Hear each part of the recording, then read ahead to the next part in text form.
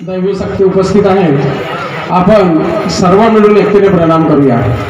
भगवान बाबा हनुमान जी को प्रणाम। महान त्यागी बाबा जुमदेव जी को प्रणाम। परमात्मा मला खूप आनंद होत आहे की या एवढ्या मोठ्या शहरामध्ये की दरवर्षी या कार्यक्रमाचे आयोजन करण्यात येते आणि सांगतात की बाबाचा आदेश आहे। बाबाच्या हयातीपासून कार्यक्रम या ठिकाणी होत असते। मी सर्व या आयोजकांना धन्यवाद देतो आहे, त्यांचं अभिनंदन करतो आहे। परंतु एक गोष्ट मला थोडी खटकते, कारण की जिथं जिथं शाखा आहेत आणि त्या शाखेच्या परिसरातून जेव्हा मंडळापर्यंत तक्रारी येतात त्याचे खूप वाईट वाटतं।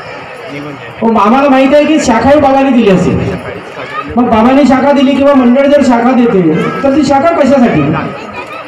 आम्हाला शाखेचा अर्थच नाही समजणार नाही, तर आज शाखेला एवढं महत्त्व आलं असता खूप, की जे काम जी वेळ आम्हाला मिळत नाही मंडळापर्यंत जाण्यासाठी ती वेळ सुद्धा आपली वाचली असते, की आम्हाला मंडळामध्ये जाण्याचा जो त्रास आहे तो सुद्धा वाचला असता। आणि एक दोनच शाखा नाही, 5-10 नाही, तर अजून मंडळांनी शाखा दिल्या असत्या। परंतु मंडळ शाखा का देत नाही? बऱ्याच सेवकांची मागणी होत असते की साहेब आम्हाला शाखा पाहिजे। काही सेवक सांगतात की आम्हाला मुंबईपासून यायला उशीर होतो, कोणी म्हणतात तिकडे अमरावती जिल्ह्यामधून यायला उशीर होतो, आम्हाला त्या प्रतिमा त्या शाखेतून मिळाल्या पाहिजेत। बरोबर आहे, समजा त्या प्रतिमा सुद्धा शाखेतून जर मिळाल्या तर तुमचा वेळ वाचू शकतो।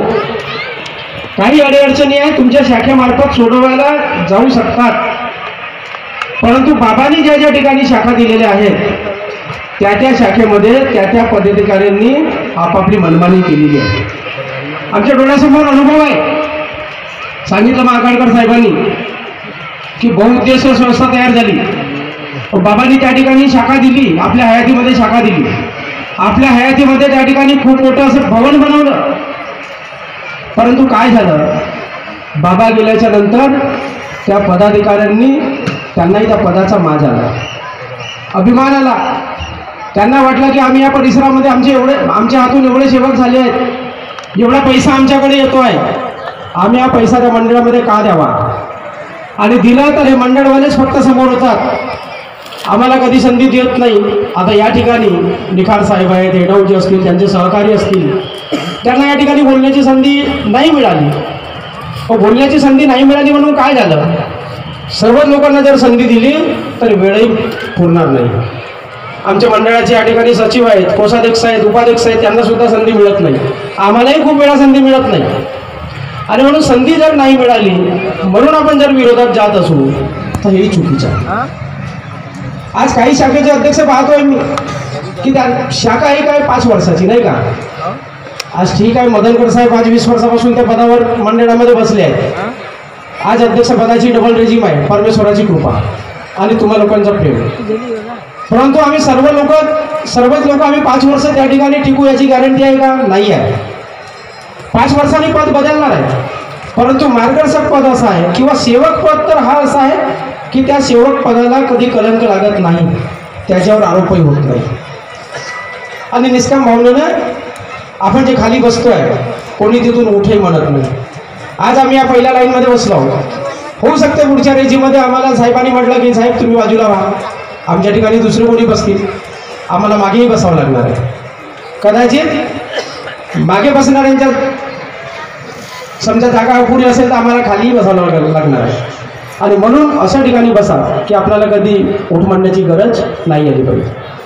समजा एखाद्या शाखेमध्ये आपण अध्यक्षपद दिला, त्या अध्यक्षालाही एवढं माज येतो, तू काय त्या मंडळांचं काय नेहमी ऐकायचं आहे?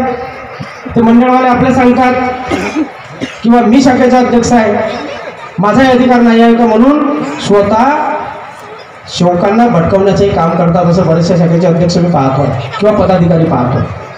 काही गावामध्ये जाऊन स्वतःच बैठकी घेतात, ते सेवकांना भटकवतात, त्यांना आम्हीच देतात मार्गदर्शक पदाचं।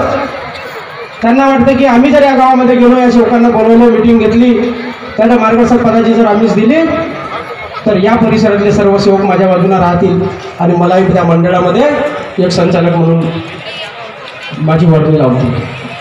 तर साहेब, ही अपेक्षा जर कोणामध्ये असेल तर ही अपेक्षा कोणीही ठेवू नये. कोणाला कुठं बसवायचा आहे हा प्रश्न परमेश्वराचा आहे.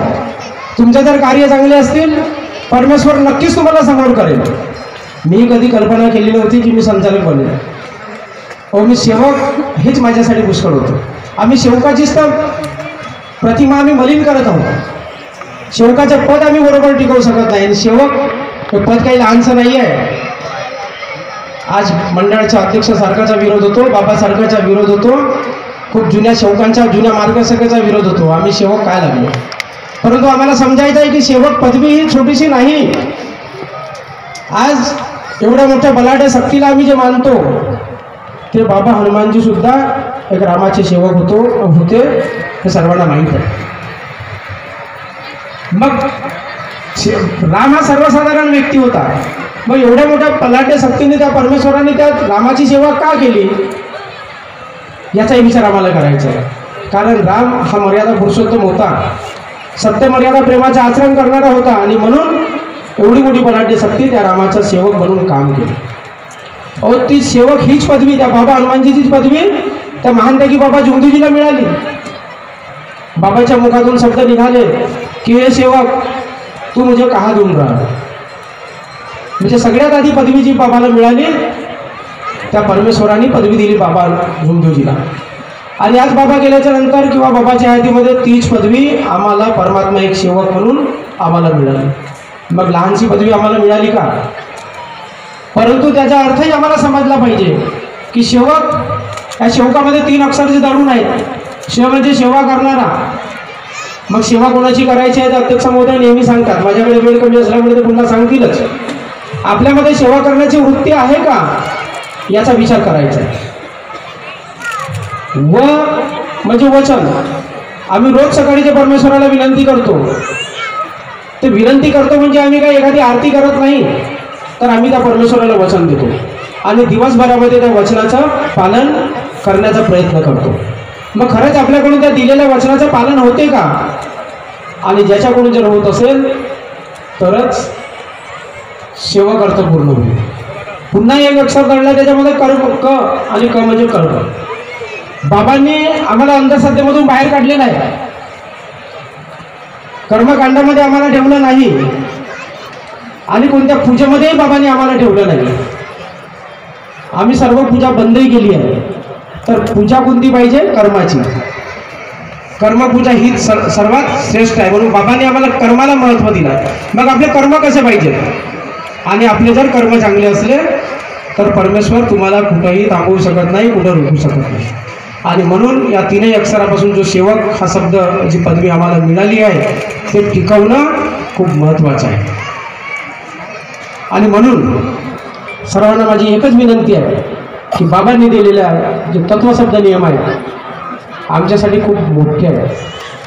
आणि हे तत्वशब्द नियम जर आपल्या डोळ्यासमोर ठेवलो तर आमच्या परिवारामध्ये कसल्या प्रकारचे दुःख येणार नाही, कोणत्या प्रकारची आच येणार नाही, एवढी बाबांची ग्वाही आहे. कारण बाबांचे शब्द आहेत की माझा सेवक हजार दैववादी असेल आणि इमाने इद्वारे जर या शिकवणीप्रमाणे वागत असेल तर तो जीवनात कधी दुःखी राहणार नाही, कधी कष्टी राहणार नाही आणि कधी गरीबही राहणार नाही. आणि याची प्रचिती आम्हा सर्व सेवकांना सुद्धा आलेली आहे. आणि म्हणून परत एकदा तुम्हाला सांगतोय की मंडळ बाबा गेल्याच्या नंतर मंडळ सांगितलं या. आणि म्हणून आज मंडळामधून जो आदेश येतो तो बाबांच्या आदेशानुसारच निघत असतो. आणि म्हणून मंडळाचा आदेश हा बाबांचा आदेश समजून प्रत्येकाने त्या आदेशाचं पालन करावं, बाबांनी दिलेल्या ध्येय धोरणानुसार चालावं. मी सुद्धा माझ्या जीवात जीव असेपर्यंत बाबांनी दिलेल्या तत्वशब्द नियमाने वागण्याचा पूर्ण प्रयत्न करीन, नेहमी मंडळासोबत राहीन. एवढं बोलून माझ्या शब्दाने या ठिकाणी विराम देतोय. सर्वांना माझा नमस्कार.